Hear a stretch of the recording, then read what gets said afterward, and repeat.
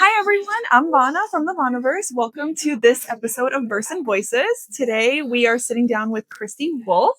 She writes heat-packed romance about bionic super soldiers.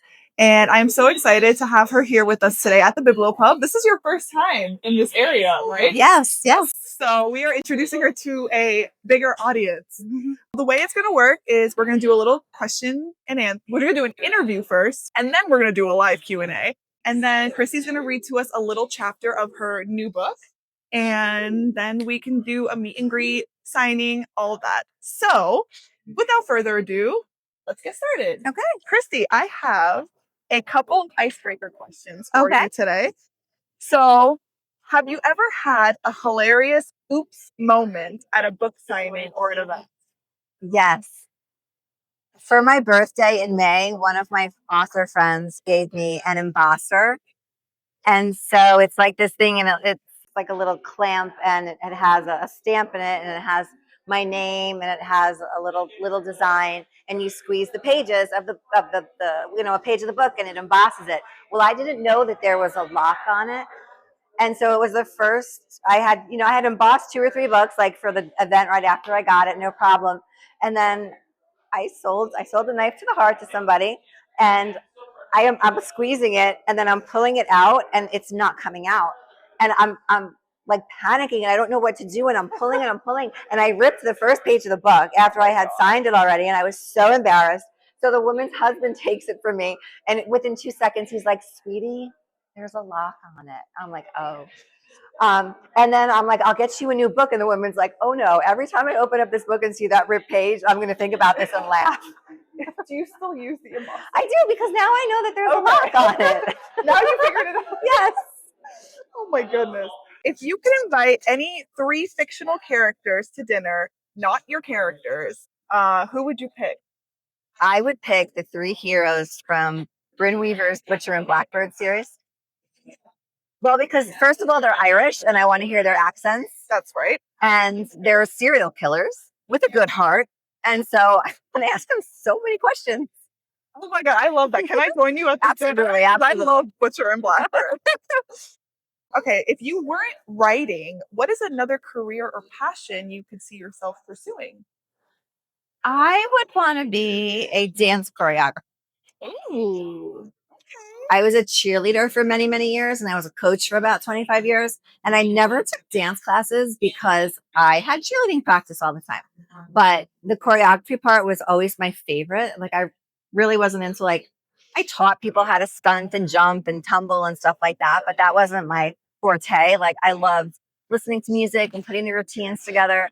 So if I go back, I'd take some dance classes, maybe be a dance major in college, and then I'd be a choreographer.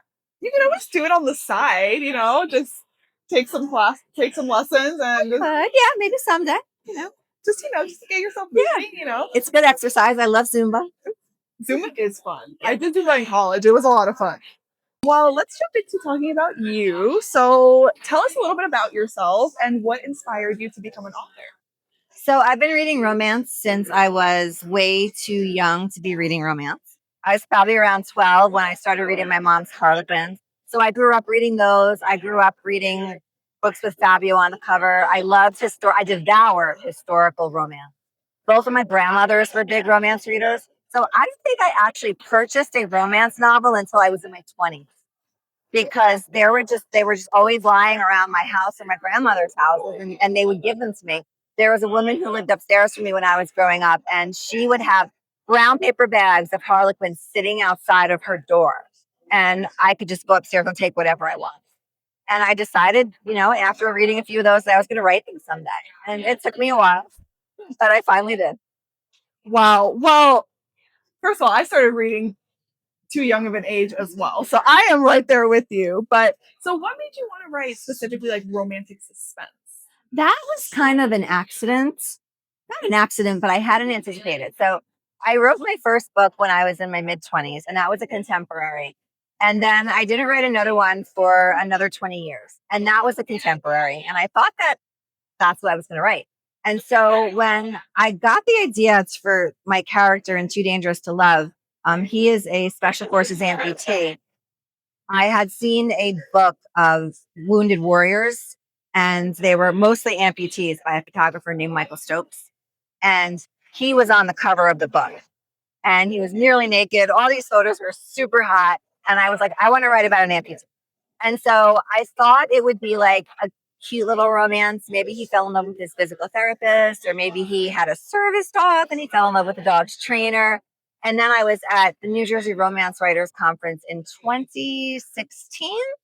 And I was listening to an editor talk about the type of books that she wanted to see. And she said she'd love to see something about DNA enhanced soldiers and super smart scientific heroines. And I was like, oh, all right, I can do that. So let me do that instead. Yep. And That's so I awesome. made cybernetically engineered super soldiers. And the main female character in this book is a off the charts awkward genius who invented all the technology that's running through his body. It's very cool. And that happens in Too Dangerous to Love, book one in the Project VIPER series. Yes. So because you wrote about like the technology and the amputee, I can never say the word prosthesis. Yes, I don't know why that word always trips me up. So how much research went into your books? Like, did any research go into? Yeah, there was some research. I work for a wonderful company called Said Insider, and we do government technology education. And so we have webinars and in-person educational briefings in government technology. My sole job with the company is to invite government and military technology leaders to speak. And so I knew people that I could go to and ask questions. All right, like this is what I want to happen. First, can this actually happen? And let's say that it could actually happen. How, like, this is how I am describing it. Can you help me? Can you give me some buzzwords? Can you help me make this sound more legit, more like it actually could be going on in the real world? Did anyone ever ask you, like, Kristie, what are you trying to write? Like, did you ever get those questions? No, not so much that. People will say like, wow, you have some imagination, or where do you get your ideas? And that's a question I really can't answer. Like, I know where the ideas come from, like what generated them, but I don't know how my mind works myself. That's what I would have loved to be a fly on the wall to hear that conversation with one of your coworkers. Well, let's talk about your book. So, Project VIPER, the series on top here, is your debut series. Yes. So, Too Dangerous to Love is the first book, and then second book, and then the third book. It just came out, by the way, September 18th. Walk us through, why did you want to write a war and military inspired romance? Military is really near and dear to my heart. My dad is an Air Force veteran. My husband was in the Marine Corps. He's out now and he's a government contractor, so we're still really connected to the military. He's a Naval Academy graduate. We go to all the Navy games, and I always feel really patriotic there. So proud of him and my family and just everybody there. And I knew that my son was destined for the military, and he did. He's in the Navy now. And so because of because of the work that I do, I work with, brilliant people who have committed their careers to federal service and, people in the military. And I have such respect for them. I really wanted to honor those heroes. What is it like?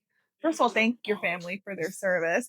But what is it like to live with real life heroes and write about them, right? Because writing it is one thing, but like living with them, it's like, how is that for you, like that experience? Well, it came in handy in writing the books because my husband was a helicopter pilot. There you go. And my dad, when my dad was in Vietnam, he was the guy who flew the plane if the pilot got shot. And so he knew how to fly the plane. He was an airplane mechanic. He knew everything about those planes. And so in Too Dangerous to Love, when I wanted to blow up a plane, I had a lot of people to talk to about that. And I could go to my husband and say, hey, like, this is how I'm describing how a helicopter sounds. Like, what does it actually sound like? But on a more deeper level, my dad has PTSD from Vietnam. He's a disabled. And my character in Too Dangerous to Love has PTSD as well. And so I drew on a lot of those experiences growing up, hearing my dad, what my parents went through. I have such respect for both of my parents for persevering through that. And one of the main tropes in the whole series is found family. And so my military family here, they consider each other brothers. And everybody that comes into their lives in these books is part of the VIPER family. And so when I was growing up, my dad would spend a lot of time at the VA seeing his doctors and, go into different support groups. And every holiday, there was always a stranger who wasn't a stranger at at Christmas dinner, at Easter, at a random birthday party. And these were veterans that he knew who had no family and no place to go. And they would come to my house and they would be part of my family that day for however long they wanted to stay. And that always stuck with me. And that's how my husband and I try to, to live. And we've instilled that in our kids. There is your biological family, but there's also the family that you choose. And there's the family that you choose to bring into your family. And so I really wanted to write about that. I will say found family is my favorite trope ever because, it's always like family is bigger than just blood and the people you grew up with. It's people that you kind of bring into your circle and recruit along your journey. So I think that's beautiful. And I know found family is huge in Too Guarded to Love. But that's amazing. And I love that you have so much of your personal life in the books. Yeah. If there's something maybe if there was someone that read your books but didn't know who you were, what is maybe something that they would learn about you when reading the books? Well, that I do support our military, that I'm loyal to my family, and that I have a thing for cowboys. She does have a thing for cowboys. Yeah, she does. I have a whole thing about her cowboy boots. Kristie, you have cowboy boots on. Yes. And I know you have quite the story with your cowboy boots. So please enlighten the world. Tell us about your cowboy boots. Well, I just love cowboy boots. I have a kind of an obsession with them. I have 12 pair. My husband thinks that's way too many, and I don't think it's enough. So when I travel, that's my souvenir. I like to buy cowboy boots. So these are from Bozeman, Montana. And I have boots from Texas and Wyoming and a few other states. And they're so comfortable and I just love the way they look. And I really need to write a cowboy romance because you kind of I do have a cowboy in this book, but I need to write a legit Western, like an actual like a cowboy boot wearing hero with a hat and spurs and all those things. And cowboy boots. And cowboy boots. Like we have a horse now we bought for my daughter who rides English. And there is not one so equestrian, like jumping, like wearing the tall, shiny black boots and the jacket and the fancy shirt and everything.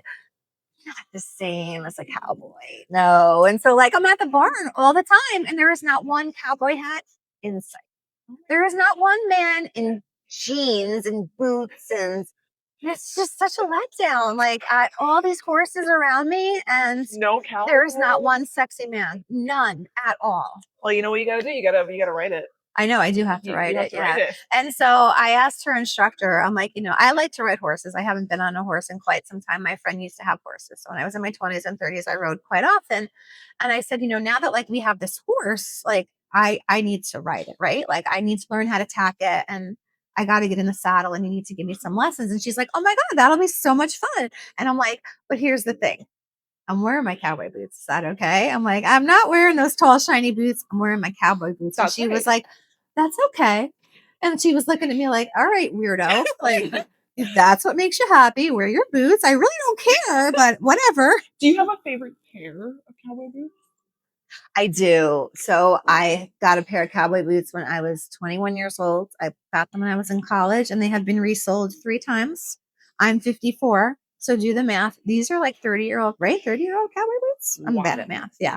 And they are like butter. They are so soft and they feel like wearing slippers. They hug my feet. They're amazing. And they're so beat up. And so that's what I wear when I go to the, when it's not summer and it's not 80 million degrees and I go to the barn. I wear those boots because I can just resold them again. I love this collection that you have. How many are in this collection? I don't think I asked. 12. 12. 13 if you count my rain boots. So I just don't have like regular rain boots. My rain boots look like cowboy boots. Oh my goodness.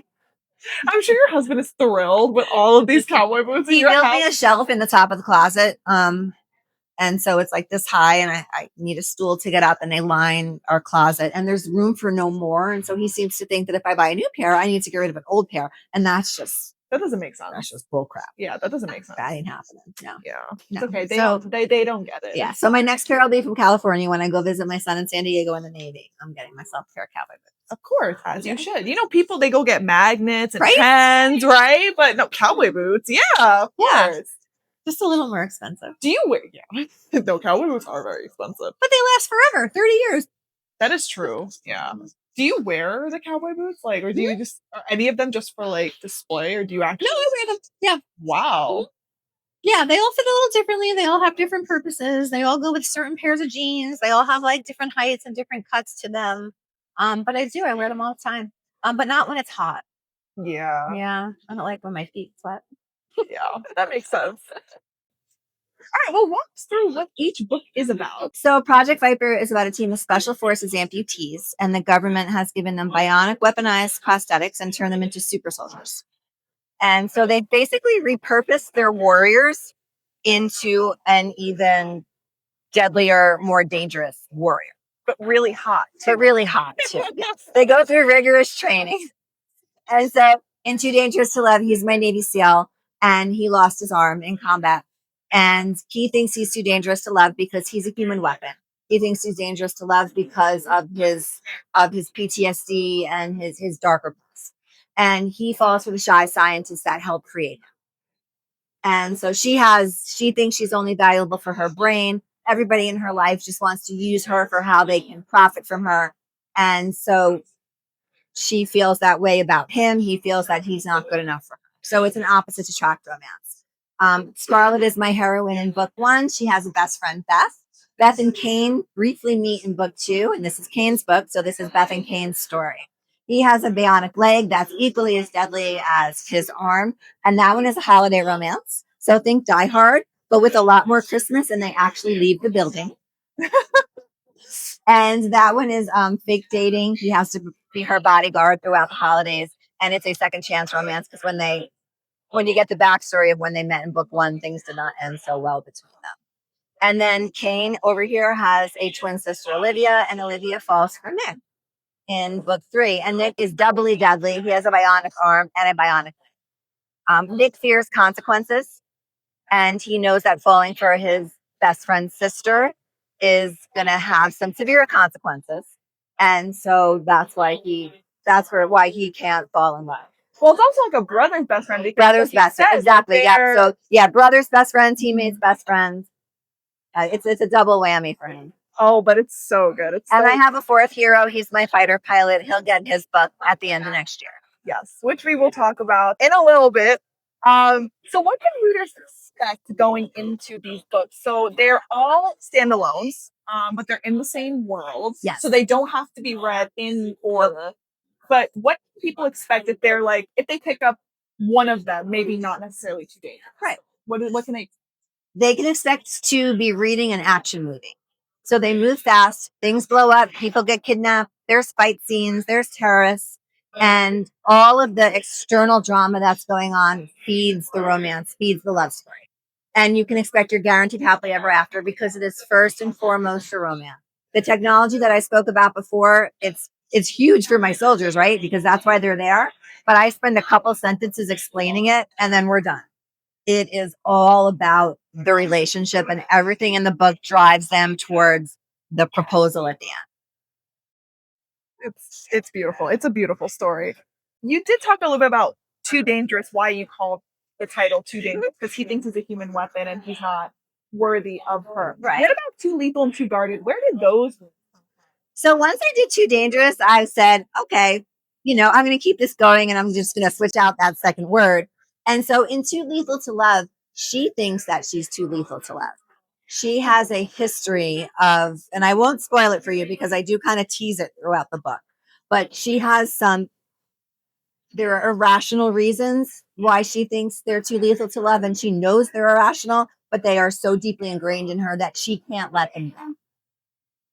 And so that's where that title came from. Too Guarded to Love, it's because his heart is guarded. He fears consequences. In his past, he has had to face some terrible consequences for things that happened to him that may or may not have been his fault.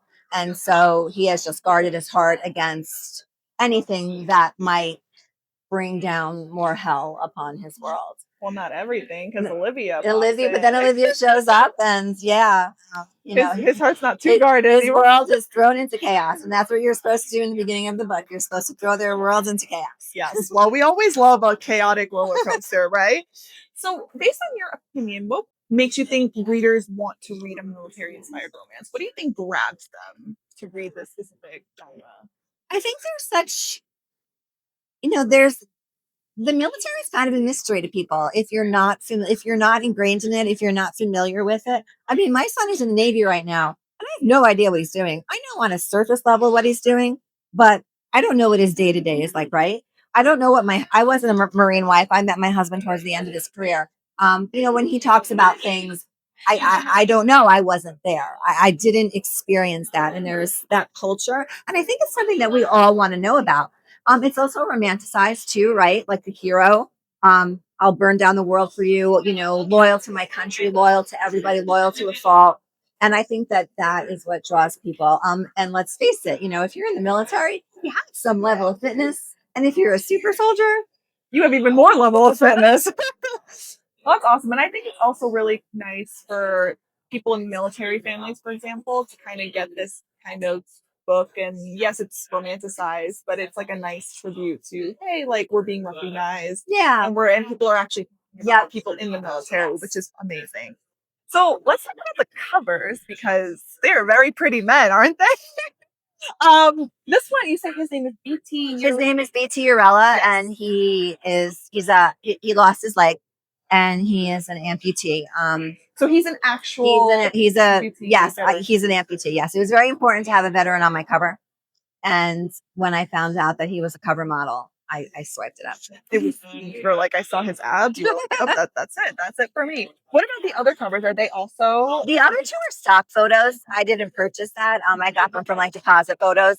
And I did want to support photographers and purchase photos from them, but I learned a lesson. So I bought the photo first, and then I hired a cover designer. And so she worked with that. And so we were tied to that pose, right? We were tied to kind of like the same thing. So it was really hard to find somebody who was my character, who was kind of like in that same pose. And so we had to go to stock photos to find what we were looking for to keep everything consistent. And she's like, next time, maybe we don't show their face. Like, so we have more of a variety of photos to choose from. But you would say that these men on the cover are exactly how you picture. Yeah, they're what I picture in my mind. Right. Yes. Yeah. Awesome. So in the first book, Too Dangerous to Love, the main character, his name is Christopher Daviani, and he's actually named after someone in your life. Yes. His name was Christopher Charles Amoroso. Mm-hmm. So tell us about your relationship to Chris and what made you want to him. So when I was coming up with a name for my super soldier, I didn't have to think very hard or long at all. I named him after my real life hero. Chris Amoroso was a good friend of mine growing up. Our families are very close. Chris's sister was a bridesmaid in my wedding. And Chris was a Port Authority police officer, and he was at the towers on 9/11, and he rescued two groups of people, and he did not come out when he went in for a third group. So he's my real life hero. I'm sorry, but that's very special. Yeah. So and his legacy lives on in your book. And he'd get a kick about being a super soldier. I'm sure he would love having a bionic arm Yes, he that would. like shoots lasers and with your mind, which is crazy. What about your other characters? Are they named after anyone in particular in your life, or are they just?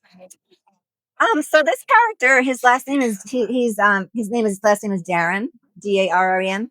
And when I was in high school, I had a friend named Darren Dwyer, and he has since passed. But Darren was a Marine, and so he's a Marine, and so that's how I chose that lesson. And I don't know where I came up with Kane. I just kind of like the idea, just like the name of it. Nice name. Yeah, beautiful. And you have to be careful because I got advice early on. Scarlett's original name in book one was Charlene, and they called her Charlie because she was supposed to be a tomboy in like my first draft. She's not at all, but in my first draft, she was a tomboy, and they called her Charlie. And then after I ditched the whole tomboy thing, I still kept her name. And then some readers, some beta readers and stuff, like people who were reading my work as I wrote it, said you can't have characters that start with the same letters because your readers get confused.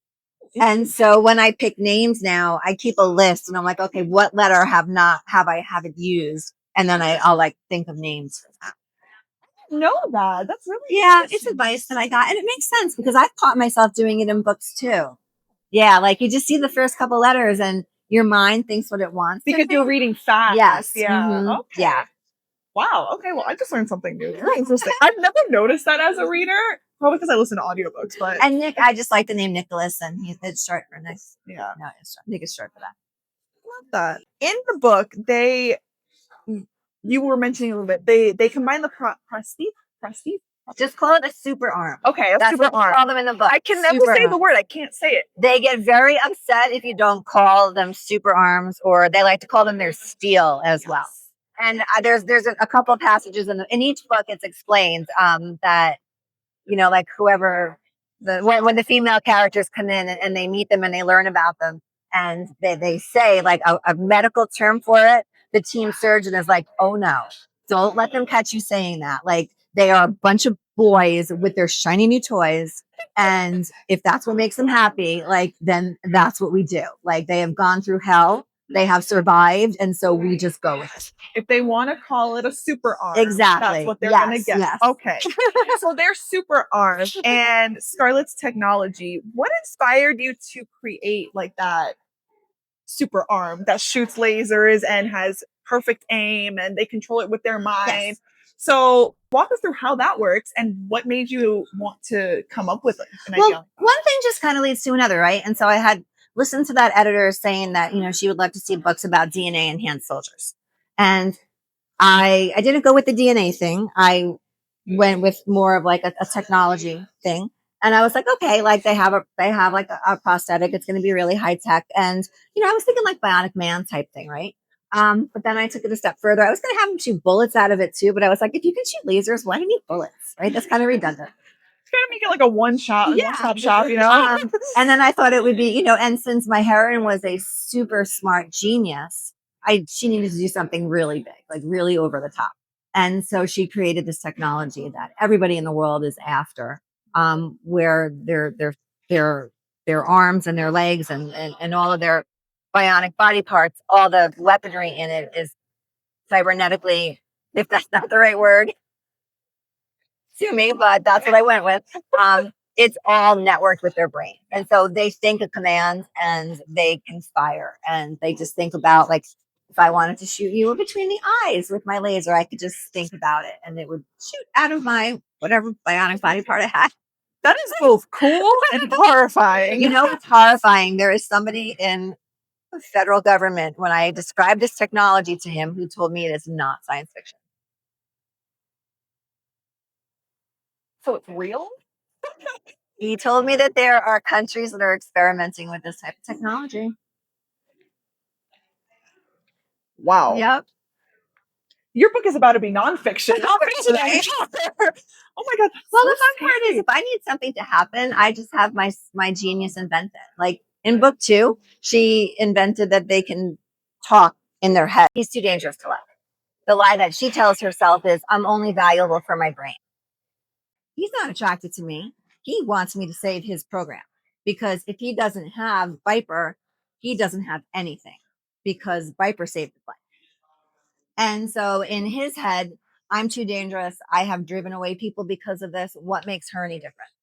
And they have to prove to each other that what they're thinking, that the lies that they're telling themselves are not true. And so there's that level of trust that has to be built up. There has to be ways that test that trust and so on and so forth for them to come together at the end. It's really special, right? And there's a lot of relationships in this book, not just the intimate ones. There's the brotherly ones, and them coming together. It's kind of like because these men, they love what they do. They want all they want to do is serve their country, right? And I feel like this program, he's so adamant to like make sure it gets fixed, is because this is his life. This is what he absolutely. knows. And I feel like this gives him like a chance to say like, hey, my purpose isn't over yet. So I think it's a nice tie. Like in Too Lethal to Love, she's afraid that he's going to die. Like that's her core wound, right? People that she comes in contact with, they die. And he's a super soldier. So his chances of dying are much higher than just any guy she meets in the coffee shop. Yeah. And so I had to create a way for him to prove to her that he's basically impenetrable, right? For like her to believe that just him falling in love with her is not going to kill him. Yeah. But it's also like it brings in like real life situations, right? Because if you've been hurt before, yes, absolutely, or if you go through things like you meet somebody and you're like, no, like your guard goes up. Yep. It's all things that we feel and experience every day, and we have gone through in relationships or will go through or know somebody who is going through it. It's just on adrenaline in my books. And with super arms, you know? So talk to us a little bit about what makes each of these boys unique. Because there's 4 of them, right? Yes. So and they are bonded through this Project VIPER program. So what makes each of them unique and how do they bond together? Well, they bond over, their survival. They've all almost died. VIPER recruited them and made them into these super soldiers, and so that they bond over that, but they also bond over family too. Like in book 4 is my character's name is Lincoln, and he's a jerk. Like he's a big a-hole, right? And we're gonna love him in book 4, but we already love him because even though he's cursing at his brother and he's telling him, go to hell, he will do anything for him. He'll throw himself in front of a bullet for him, what have you. And they all have their own things. Pan's my copy cowboy, he's my jokester. Nick is my tall, dark Latin lover. And so he's the Casanova of the group. Chris is dark and broody. And so they all make fun of each other, just like if you get a group of 4, 4 guys together, they're all gonna have some, they're all gonna tease. Yes. They're all gonna slap each other on the side of the head and pick fights. But at the end of the day, not even at the end of the day, like minute to minute, they're have each other's backs. Yeah. And I love that. That is the definition of family, right? You can mess with them, but as soon as someone else messes with them, and then when my female characters come in and their family members and their kids, and as the VIPER, I'm calling it the VIPER. In this book, I start calling it the VIPER verse because it really has grown into that. As the VIPER verse is growing, it's not just about the 4 brothers. It's protecting everybody within their circle. I love that. Do you have a favorite brother? Favorite boy? Well, so hard to say. It's got to be Chris because he was my first and he's named after Chris. But I have a thing for Hispanic men, so like maybe him. But I have a thing for cowboys, so maybe Kane, right? My husband was a pilot, so maybe Lincoln. So maybe all of them. Yeah. No, that's fine. That's. What about your new book? Your new book came out about a week ago. Yep, September 18th. And what, if any, are there new character themes, maybe some dynamics that you tapped into in this book that maybe we didn't see in the previous books? It's pretty constant. I introduced a character at the end of this book, and so she has a relationship with Nick in this book. So that's kind of new, and that will be a book further down. Every time I write a new character, I want to give him a new book. That sounds about right. So that will be a little further down the line. We learn things about the other characters that we didn't know before, and some of my sub characters, I let them grow a little bit in book 3. Things like that. Was there anything that you noticed was different in maybe your writing process or just like maybe outlining the book or where you thought the book was going to go that was different when you were writing Two Guarded to Love? I'm still working on a writing process. Okay, that's fair. As much of one. That's fair. And so that book I wrote quicker than the other 2 because I have learned some stuff along the way. Mm-hmm. And I learned, one of the things I learned that, and I've always known this, I overwrite. I don't trust myself and I don't trust my reader. And so I say the same thing 6 times in different ways throughout the book. And it starts to get repetitive. And my editors tell me, you already said this, you don't need this. Trust yourself, trust that you're getting your point across the first time, and trust that your readers are going to get it. And your readers are going to be so invested in your characters that they're going to remember. So I'm starting to get better with that. And in the 3rd book, I found that I was doing less of that than I did in the first 2 books. I cut 15,000 words out of that from the first draft because of all the things I didn't need, but I'm getting better at it. But you're learning. I'm learning, yes. Good. And so hopefully with every book that I read, I'll learn a little more and I can write them a little quicker. Yeah, that's awesome. How long did it take you to write Two Guarded? About 6 months. Wow, 6 months. That's a pretty good time. Yeah. That's pretty fast. But the 6 months of actually sitting down and not messing around. So like I had started, ideas and started it and things like that before, but 6 months of actual, all right, we're going to do this and we're going to write this. Well, you said that there's going to be a fourth book Yes. in this series, and it's going to be about Lincoln. Mhm. So do you have like, you haven't started writing it yet because this one just came out, No. but do you have like an idea of when it's going to come out? Sometime next year? I'm shooting through the end of next year. Okay. Yes. And so I have a book that I'm planning to put out in March, and Not relating. not related to anything I've written already. And it's 75% done. It's been 75% done since 2022. And it needs to get out there. And so what I do is when I get caught up in something what I should be writing, right? And I hit a wall, or like just get frustrated, I'll go to something else that I had started to kind of like rejuvenate myself. And I keep going back to this book. I'm calling it Warning Siren right now. I don't know that it's a working title. I might change it. I kept going back to Warning Siren and reading through it and making minor edits. And I was like, you know what? I really like this book and it needs to get out there. So I hired an editor. And once I hire an editor, that's my commitment. That's how you know, like, that's okay, how I know. serious. I'm like, okay, yep, I got it. So I have 2 weeks to finish it up. And then I'm looking at an early March release. Okay. And what, can you tell us anything about what it's going to be about? It is an accidental kidnapping. Love it. I'm sold. Sold. Sold. That's it. And my main female character is an NCAA 4-time national champion cheerleader. Ooh. And she is a social media celebrity 8-ish years after she's graduated. She owns her own cheer gym. She owns her own choreography business. She has major corporate sponsors. She's raking in a ton of money.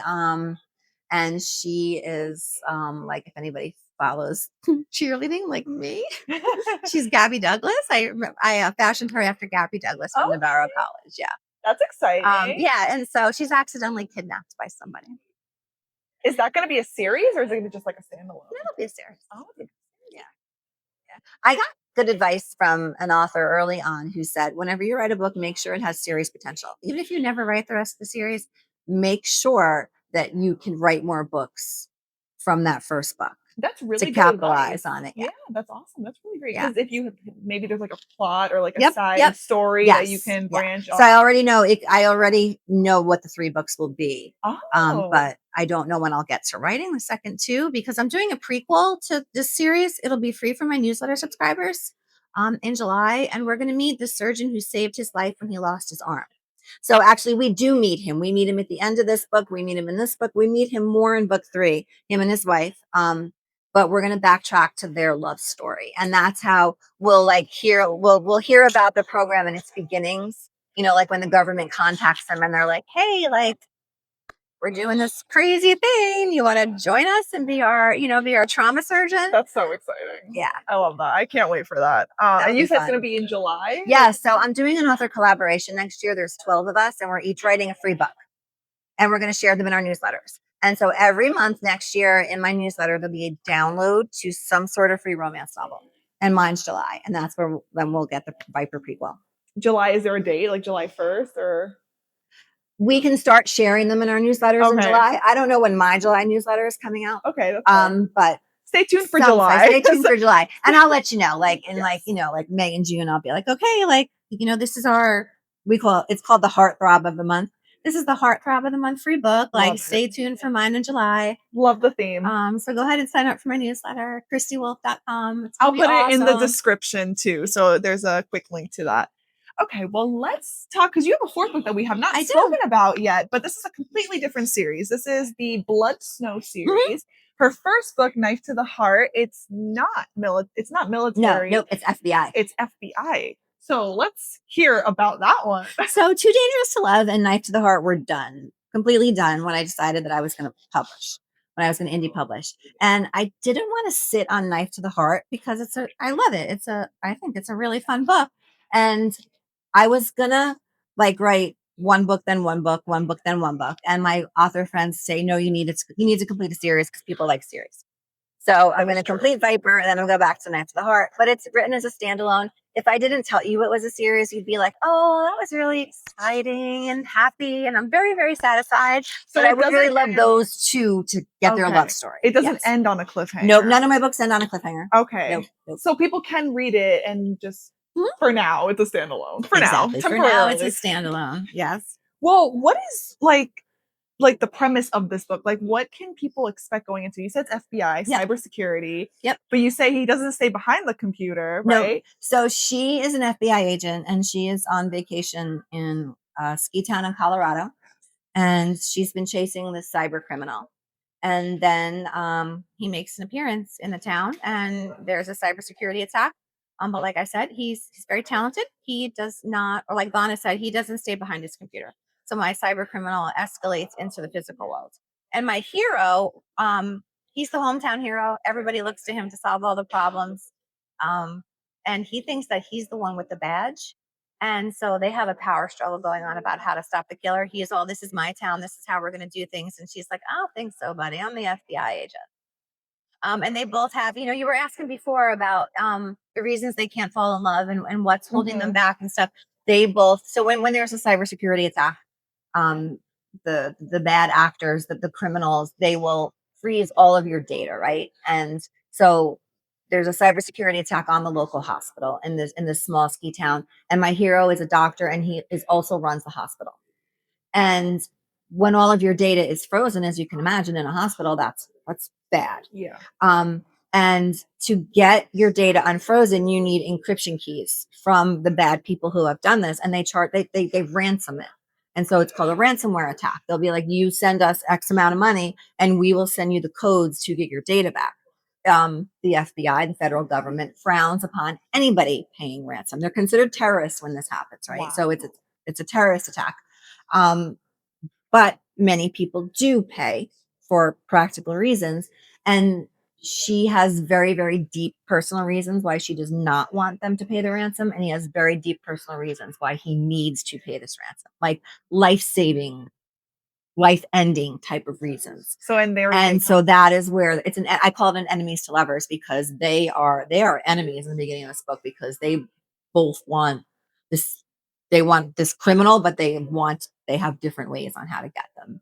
But how to get the guy. It's a very interesting like story that you created. And like this is a very interesting series. I'm very curious to know what made you want to go from bionic super soldiers to FBI cybersecurity attacks. Well, I was listening to a webinar that we did at work, and it was about healthcare security. And there was a chief information officer from a hospital somewhere in Washington State. And he was talking about a cybersecurity attack on their hospital. And he was talking about how they handled it really well. Like all the safeguards that they had in place and all of the action plans. They did not pay the ransom. And nobody died. But then he was talking about the ways that people could have died and all of the bad things that could have happened. And I was like, oh, can we talk more about that? Oh boy. So he sat on the phone with me, and he invited like 4 or 5 of his engineers, and he answered a ton of questions for me. And that gave me like all of the buzzwords in there. Like it gave me all the information I needed to know to explain to readers in a very high level what was going on, but also to be able to explain the severity of the situation and how this impacted my characters. Like I had a very loose outline. And so I was able to ask all those questions, and then they happily answered them. And then I built my characters around the external plot. Whereas in this one, I had my character first, and then I built everything else around that. So it was complete opposite with those 2 books. Interesting. So you said you are going to wait to continue that series. I'm going to finish VIPER. Okay. So in 2027, we can expect more Knives to the Heart. Knives to the Heart is my mom's favorite. I was going to say, you did mention. Yes, out of everything. I've written 8 or 9 books since, over the years, and my mother's read them all. And Knife to the Heart, she said, is her favorite. She said it moves the fastest. She says she likes everything, but Knife to the Heart was her favorite. And she'll frequently ask me, so are you working on that second book yet? And I'll be like, Mom, there's only so much time in the day, but if you want to come over and clean my house, maybe do my food shopping, I might have more time to write it. She still hasn't done that yet. So if you are anxious for the second book in Knives to the Heart, call my mom. Okay. We'll have her on speed dial. I'll be like, listen, like, can you go do everything else so Kristie can write? Exactly. Maybe hire a maid or something. All right, awesome. Well, let's pull out a little bit and reflect on your journey so far, because it has been 2 years since you've published Too Dangerous to Love. Yes. And you said in October it's going to be officially. It'll be October 12th is my is the book birthday. So we're literally like 2 weeks away, Yeah. which is just crazy. So how does that feel? Like it's like you could describe your author journey from releasing Too Dangerous to Love to now. Like how would you describe it? It's been a steady climb of successes.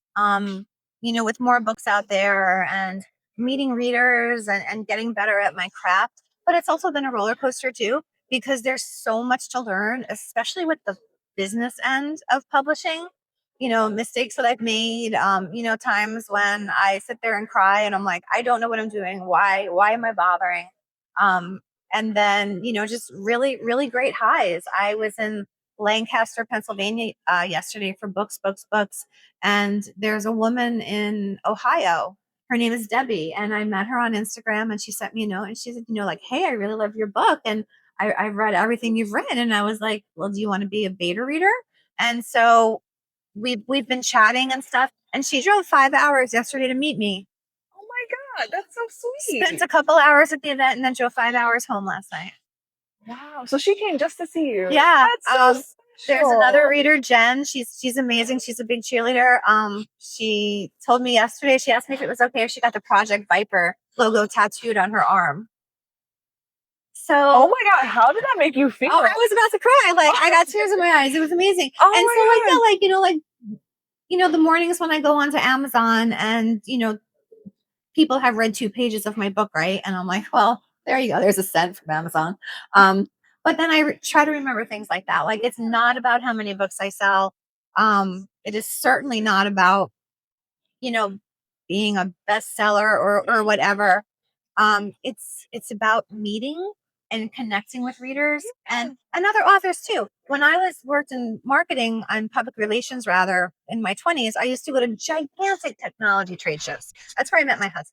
And I loved it. It was my favorite part of my job. Like I used to get they called me the trade show queen in my office because I would just get so pumped for these things, right? And I would go to Vegas and Chicago. I got to go to New Orleans during Mardi Gras for free.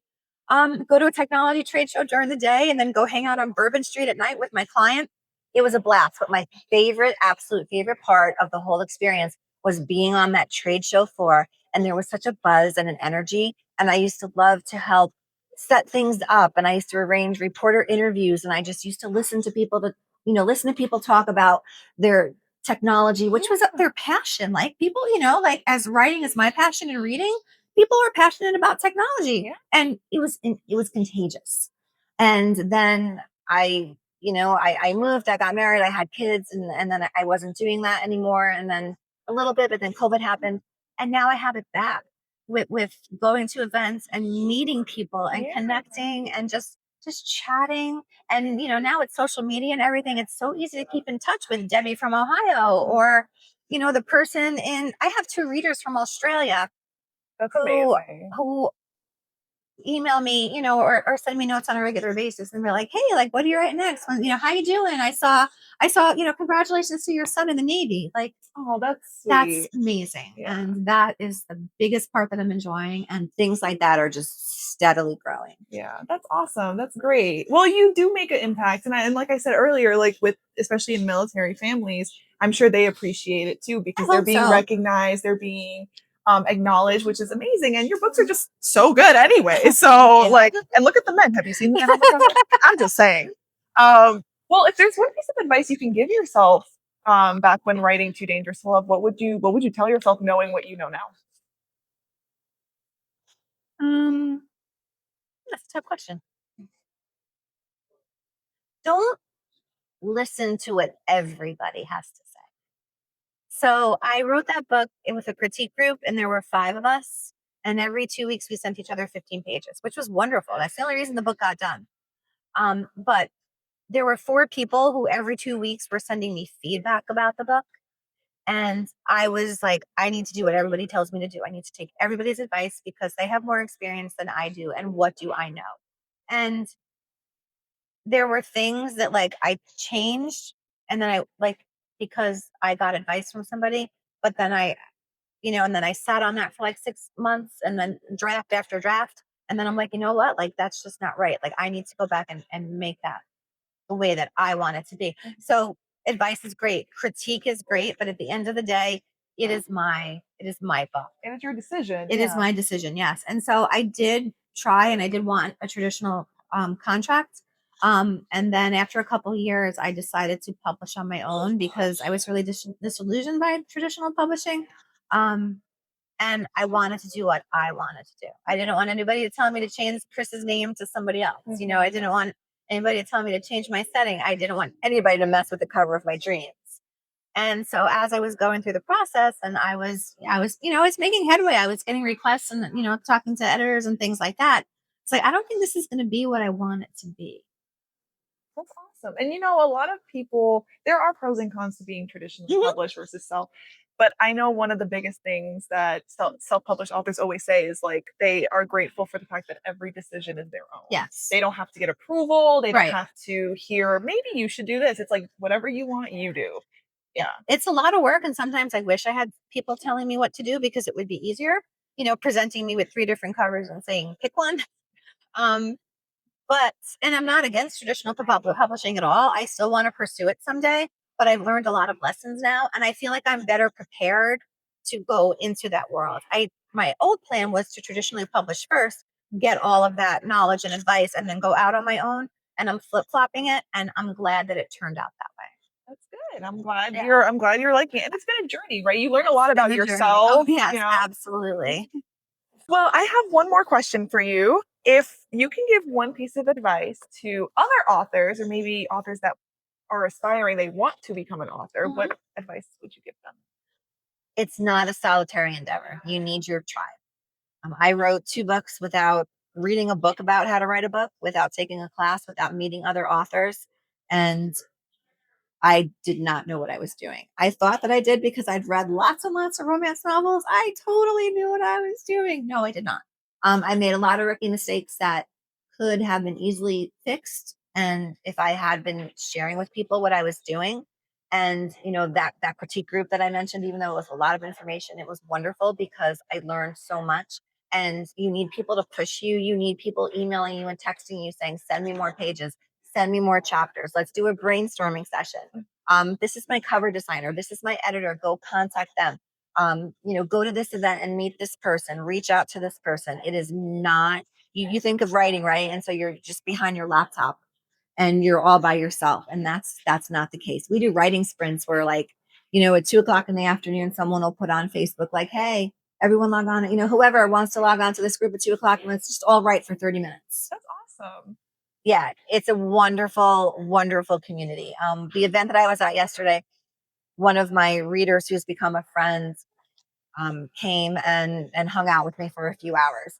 And at the end of the event, she was like, I am loving how supportive everybody is. Yeah. Like we're all going around saying like, hey, do you know about this event? Or like, let's trade books, or like, have you heard of this? Or you heard of that? Or like, oh yeah, I love what you sent to me. Send me more and things. And she was really surprised at how supportive everybody was. But that's awesome, right? Because it's like the saying, like it takes a village to raise a child. Yes. It takes a village to like write, because your book is your child, basically. So it takes a village to having that support. It takes a village to support an author. Yeah, that's absolutely. But it's amazing, right? Because it's like you guys share that support. You guys lift each other up. It's not seen as a competition. Right. It's seen as like, I help you, you help me. Right. And let's just grow together. And that's amazing. That's what community is about. Yeah, absolutely. I love that you have that. I love that you found that. My writer friends are some of the best I've ever had. I wouldn't trade them for anything. Love. Well, Kristie, that's awesome. Thank you so much for answering all my questions. Do you guys have questions for Kristie?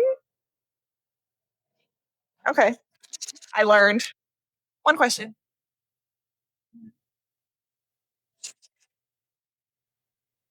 So this isn't exactly about your book, but you've mentioned that your mother reads all your books, and you've also mentioned they're spicy. Yes. So what does your mom think about that?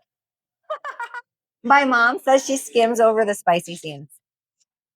She reads filthy stuff. I know what my mom reads because we read the same thing, but she said it's just weird because I'm her kid. And so she's not a reliable proofreader.